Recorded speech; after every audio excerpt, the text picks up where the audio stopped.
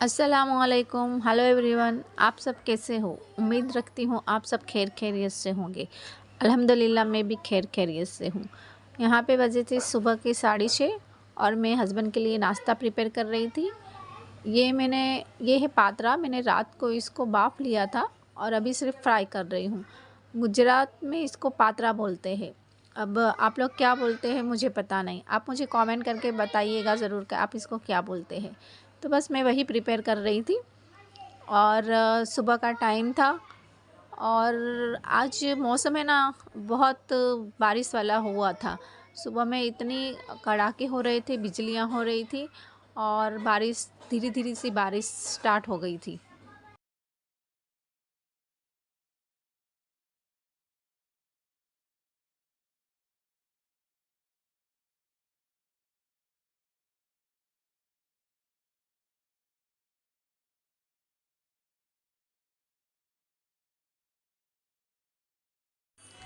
ये आप देख रहे हो, मैं आपको दिखाती हूँ कि कितना अंधेरा है। वरना अभी समर में तो 6:30 बजे तो एकदम उजाला हो जाता है, उसकी बजाय इतना अंधेरा है ना।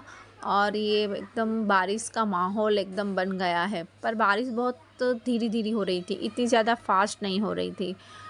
तो देखते हैं, ये थोड़ी बारिश अगर होगी ना तो और ज़्यादा ज़्यादा गर्मी लगेगी। अब पूरा दिन कैसा रहता है पता नहीं। ज़्यादा बारिश हो तो ज़्यादा अच्छा है, थोड़ी गर्मी से तो निजात मिल जाएगी, क्योंकि इतनी गर्मी है ना कि पूछो ही मत। अब मैं अपना ब्रेकफास्ट करने लगी थी। आज मैं ब्रेकफास्ट में है ना चिया पुडिंग बनाई है मैंने। रात को मैंने ये रख दिया था बनाकर, उसमें आम मैंने ऐड की हूँ।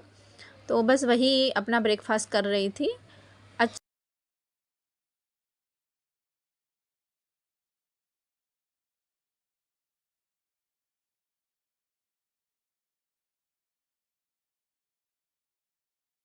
आज है ना मज़े की बात हो गई।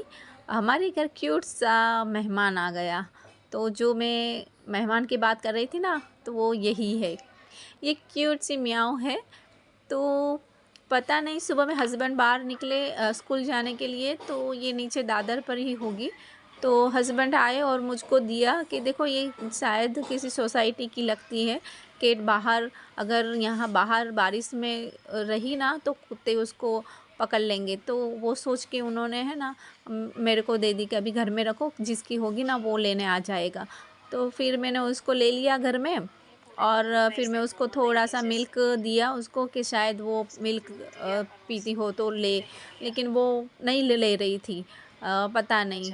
और ऐसे ही बस इधर उधर देख रही थी। इतनी क्यूट लग रही थी ना, बहुत बहुत प्यारी लग रही थी।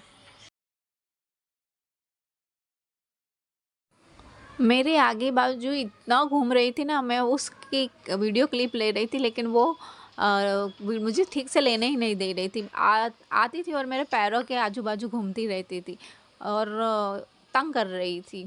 शायद उस ढूंढ रही थी, शायद उसको ये घर नया लग रहा था, तो वो शायद एडजस्ट नहीं हो पा रही थी। तो होता है ना, हम भी अगर किसी के घर जाते हैं, अगर नया हो तो हम भी थोड़ा सा, हमको भी थोड़ा नया लगता है। तो फिर ये तो जानवर है।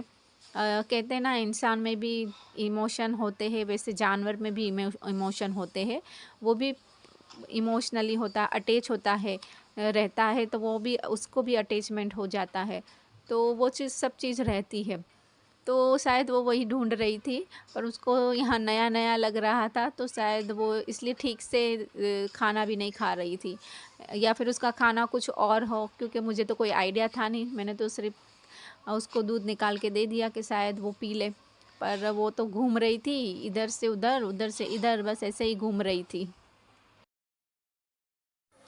बस ये मेहमान मेरे यहाँ कुछ घंटे के लिए ही आई थी, क्योंकि मेरे सामने वाले जो नेबर रहते हैं ना, तो उनकी ही ये कैट थी। तो वो बेचारे ढूंढ रहे थे। तो मैं बाहर निकली, आवाज़ आई तो मैं बाहर निकली। तो मैंने पूछा क्या हुआ, तो कि हमारी कैट कहीं गुम हो गई है। तो मैंने बोला कि नहीं, वो हमारे यहाँ पे ही है, वो नीचे थी, तो हस्बैंड ऊपर ले आए थे उसको। तो वो तो बेचारे इतने खुश हो गए और बोल रहे थे, इतनी छोटी थी वो तब वो उसको लेकर आए थे, तो उनके बच्चे जैसी ही थी। तो बहुत थैंकफुल हो गए मेरे कि आपने बहुत अच्छा किया, उसको ऊपर घर में ले लिया, अदरवाइज़ तो नीचे रहती तो कहीं भी गुम हो जाती। तो अच्छा काम किया ऐसा बोल के गए। और उनकी केट उनको, मेरी थोड़ी सी बस्ती जो थी वो चली गई, पर क्या करें, वो उनकी केट उन्हीं की थी तो वो तो उन्हीं के पास जानी थी ना। चलिए, केट तो अपने असली मुकाम पर पहुंच गई। शुक्र है कि वो हस्बैंड बाहर से लेकर आ गए, वरना बाहर निकल जाती या फिर कुत्तों का शिकार बन जाती। तो अच्छा है ना कि एक अच्छा काम किया कि वो अच्छे से ठिकाने, अपने सही ठिकाने पर पहुंच गई।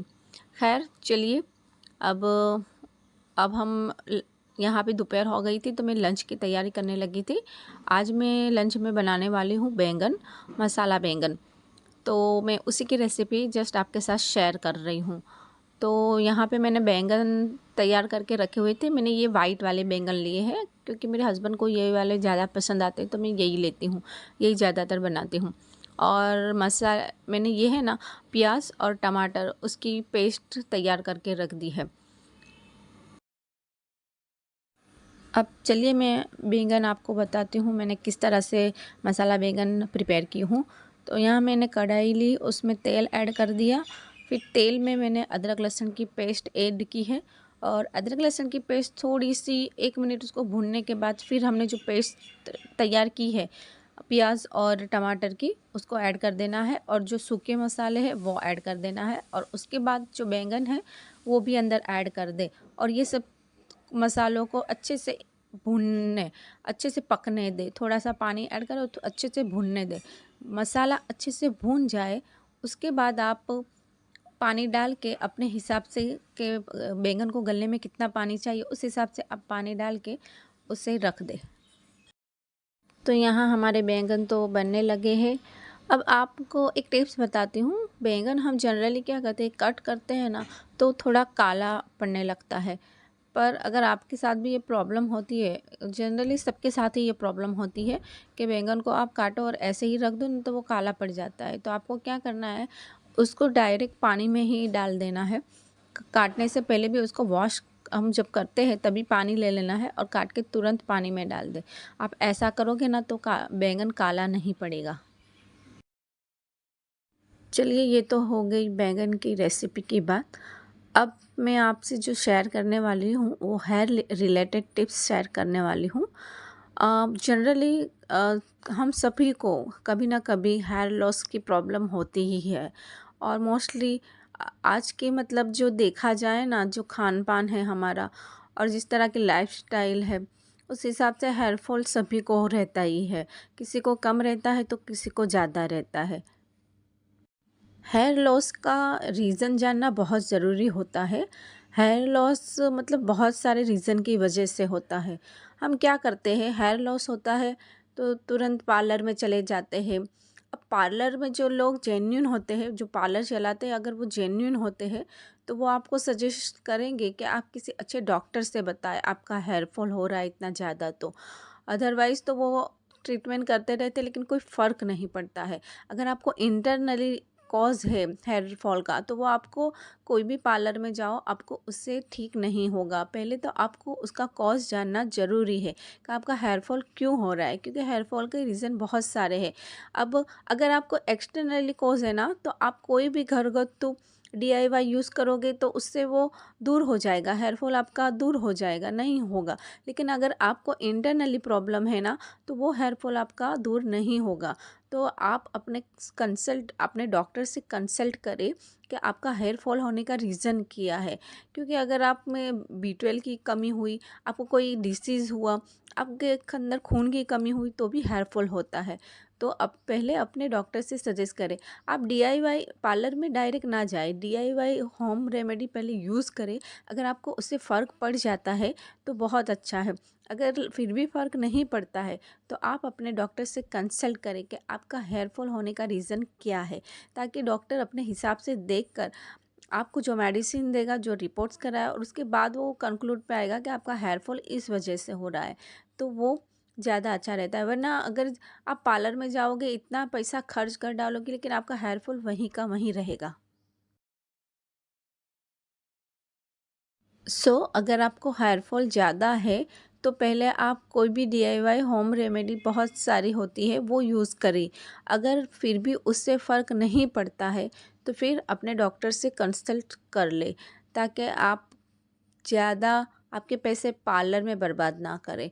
होता है पार्लर में जाओ, आप ट्रीटमेंट कुछ करानी रहती है कराओ, लेकिन क्या है कि पार्लर जो जेन्युइन पर्सन होते हैं ना वही आपको सही सलाह देते हैं। अदरवाइज़ तो वो लोग अपने मतलब जेब गरम करने के लिए पैसे बस आपसे ऐंठते रहेंगे, आपको ये ट्रीटमेंट करनी है, आपको वो ट्रीटमेंट करनी है, और आप ट्रीटमेंट कराते रहोगे पर आपका हेयर फॉल कम नहीं होगा। आप मुझे कमेंट में ज़रूर बताइएगा, तो मैं आपके साथ DIY होम रेमेडी ज़रूर शेयर करूँगी। तो आई होप आपको आज का वीडियो पसंद आया होगा। अगर पसंद आया है तो प्लीज़ लाइक करें, शेयर करें और सब्सक्राइब करना बिल्कुल ना भूलें।